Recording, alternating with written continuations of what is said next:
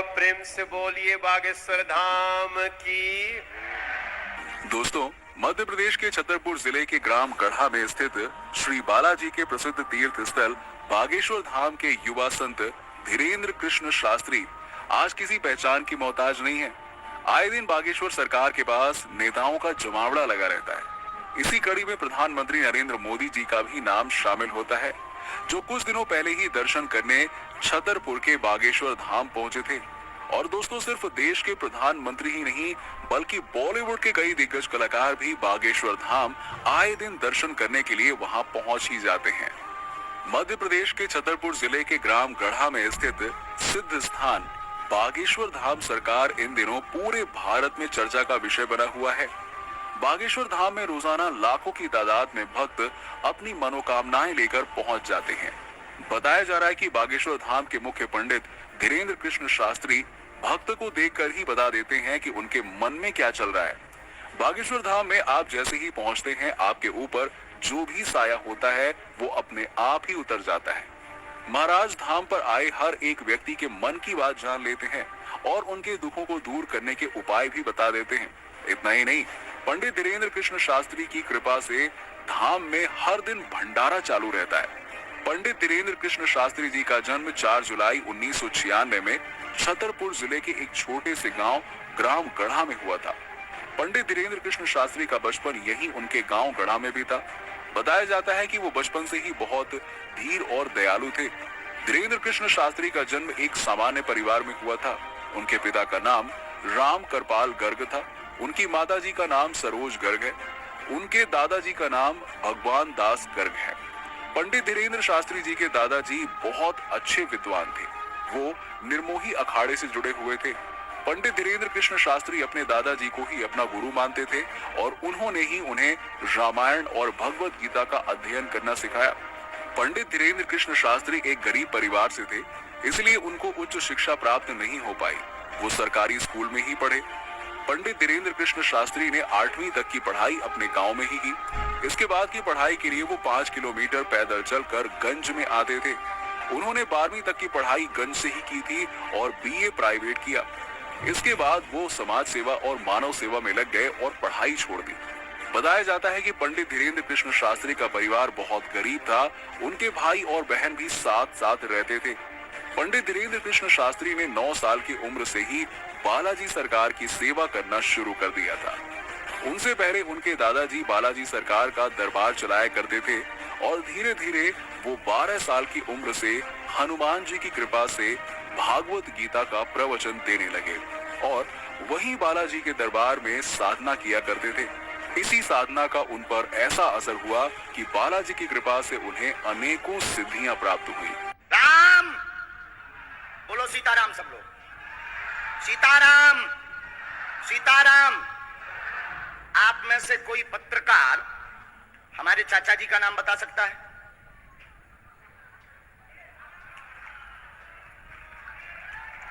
बोलिए बोलिए बोलिए।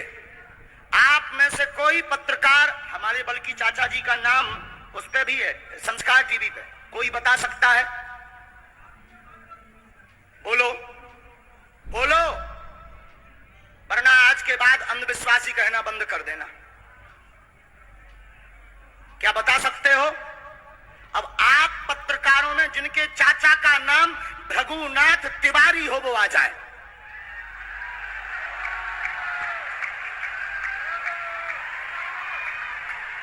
आपके चाचा का नाम भृगुनाथ तिवारी? जी, मेरे चाचा का नाम भृगुनाथ तिवारी है और वो भोपाल में रहते हैं, अभी मथुरा में है।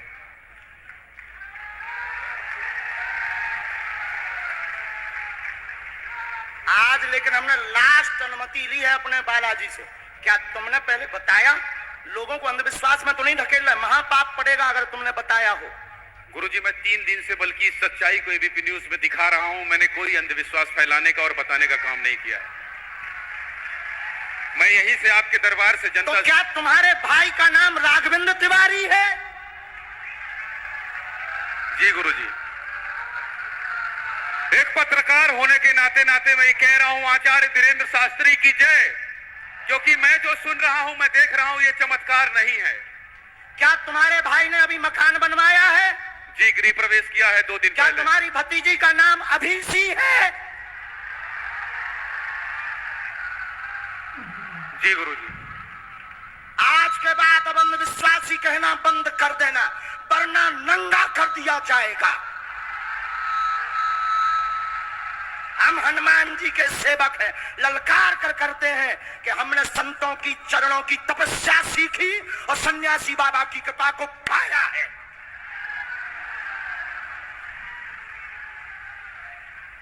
जो भ्रम फैला रहे, आज के बाद भ्रम बंद कर देना।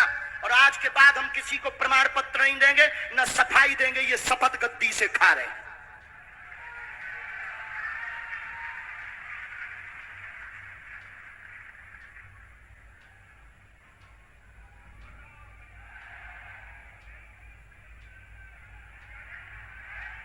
पूरे भारत को अंधविश्वास में धकेलने के लिए हाँ तो नहीं बोल रहे। जी बिल्कुल नहीं, बिल्कुल नहीं। मैं बहुत जिम्मेदारी से कह रहा हूं और मैं 3 दिन से इस सच्चाई का पता लगा रहा था। और एबीपी न्यूज जो लोग देख रहे हैं उनको मैं बता रहा हूं कि ये लाइव दिव्य दरबार के टेस्ट में आचार्य धीरेन्द्र शास्त्री जी ने जो कहा है, मैंने केवल इनसे इंटरव्यू किया था, अपनी जीवनी नहीं बताया था। जो इन्होंने बताया है वो सच है और मैं ये एबीपी में लाइव कह रहा हूं, ये कोई अंधविश्वास नहीं है। मैं फिर कह रहा हूं, बाबा बागेश्वर धाम की जय।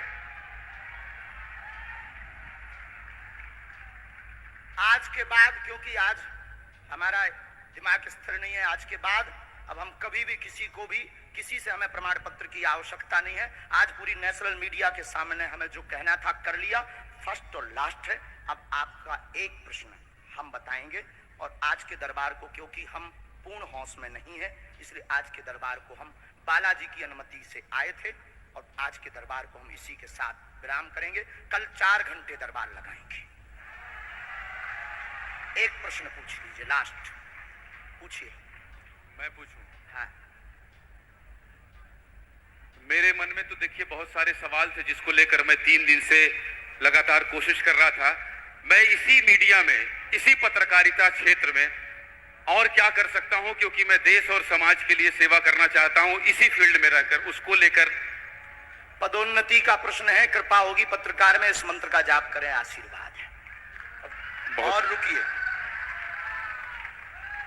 एक ये रखा है और आपका एक और रखा है।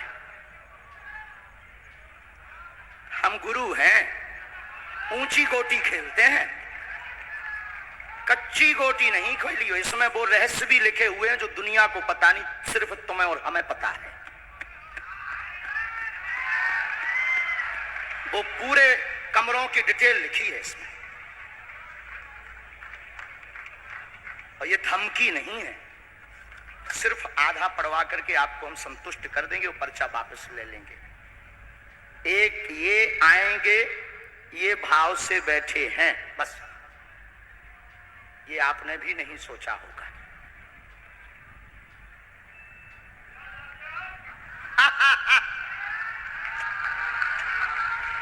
और ये हम पहले से गोटी रखे थे, इस गोटी को भी हम मारेंगे।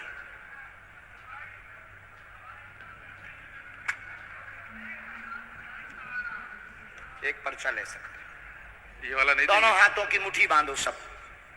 आज चूंकि हमें उतनी ज्यादा शारीरिक हमें गुरुजी से आज्ञा लेनी पड़ी, क्योंकि हमें कसौटी पर उतरना था, तो गुरुजी से हमें आज्ञा लेनी पड़ी। और हमारे गुरुजी ने सुबह 7:30 बजे कह दिया था, बेटा जाओ झंडा गाड़ कर आओगे सनातन का।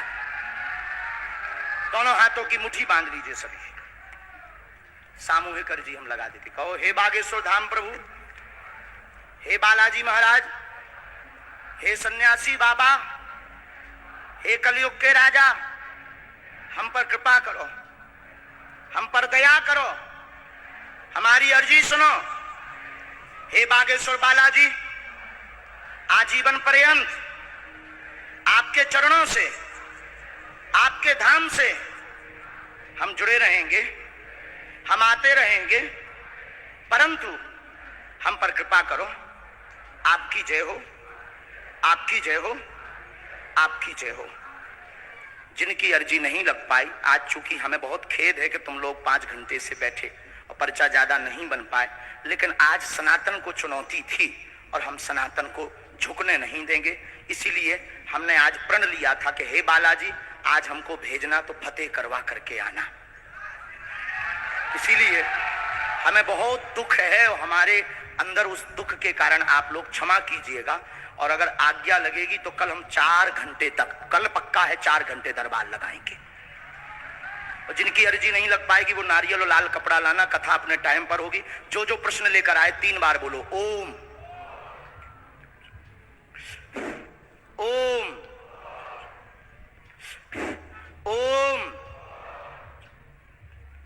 कहो हे बालाजी, हे सन्यासी बाबा, हमारी यह अर्जी स्वीकार करो, हम पर अपनी कृपा करो। आपकी जय हो, आपकी जय हो, आपकी जय हो। दाहिने हाथ की मुट्ठी का सीधा उतारा सिर से 7 बार करो, बालाजी के चरणों की तरफ छोड़ दो। ऐसा करने से शरीर की जो भी नकारात्मक ऊर्जा होगी वो बालाजी के चरणों में बंध जाएगी।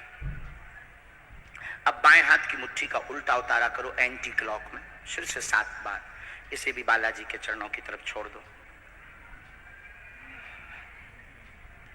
अब दोनों हाथों को मलो, बोलो ओम बागेश्वराय नमः, ओम बागेश्वराय नमः। एक बार आंखों में लगाओ, शरीर में आपको जहां पीड़ा है वहां स्पर्श कराओ और दोनों हाथ उठाकर बोलो बागेश्वर धाम की, सन्यासी बाबा की, दिव्य दरबार की।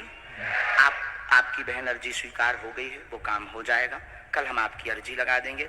बाकी हमारे जोश में जो भी बुरा निकला हो तो हम भैया यही कहते हैं कि हमें होश नहीं रहता है। बोलने वाला कोई और था, वो बोलकर चला गया। बोलने वाले सन्यासी बाबा बालाजी थे, वो अपना काम करके चले गए। अब हम नॉर्मल के नॉर्मल आदमी हैं, धीरेन्द्र कृष्ण के धीरेन्द्र कृष्ण। इनकी अर्जी, इनकी बहन जी की, हाँ। और जो है कल हम दरबार में, हम आज छत्तीसगढ़ वालों से क्षमा मांगते हैं और अगर बनेगा तो कल भी अर्जी लगाएंगे और परसों भी लगा देंगे, क्योंकि आज आपका समय खराब हुआ है। इसलिए हम आप लोगों के मन को हीन नहीं करेंगे। आज की कथा अपने समय पर होगी और बस अब हम जो है थोड़ी देर के लिए हमको विदा लेना पड़ेगा। अभी भी आप माइक से बोलिए, कोई संदेह है माइक से बोल दीजिए, फिर बाद में मत कोई कहे। नहीं, मैं तो बिल्कुल सवाल नहीं उठा रहा हूं और मुझे कोई संदेह नहीं। कोई आप लोगों में से किसी को संदेह? अब है तो ठटरी बराइयो, अब इससे बड़ा कुछ नहीं हो सकता। इसी के साथ दोनों हाथ उठाकर आज का दरबार, कथा में कौन कौन आ रहा है हाथ उठाओ। पक्का पक्का पक्का? अरे पागलो, चिंता मत करो, हम सनातन का झंडा विदेशों में भी कार कराएंगे,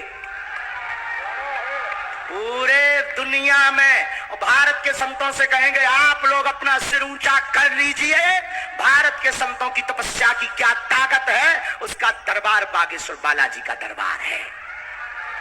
अब जो पाखंडी कहेंगे, सनातन विरोधी कहेंगे, अंधविश्वासी कहेंगे, कौन कौन बाइकआउट करेगा हाथ उठाओ। तुम्हें शपथ है अपने अपने पिताओं की, कौन कौन बाइकआउट करवाएगा अगर अंधविश्वासी और सनातन विरोधी कहेगा तो? बाइकआउट करोगे? न्यूज वालों को, टीवी वालों को, जो संतों विरोध करेंगे उन संतों को, हमारा नहीं सनातन का कोई विरोध करेगा तो कौन कौन बाइकआउट करेगा? पक्का पक्का पक्का?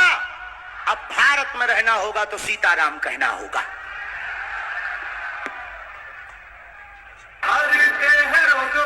श्री हनुमान रे, घर पे जो भी आवे ना खाली हाथ जावे, है गूंजता।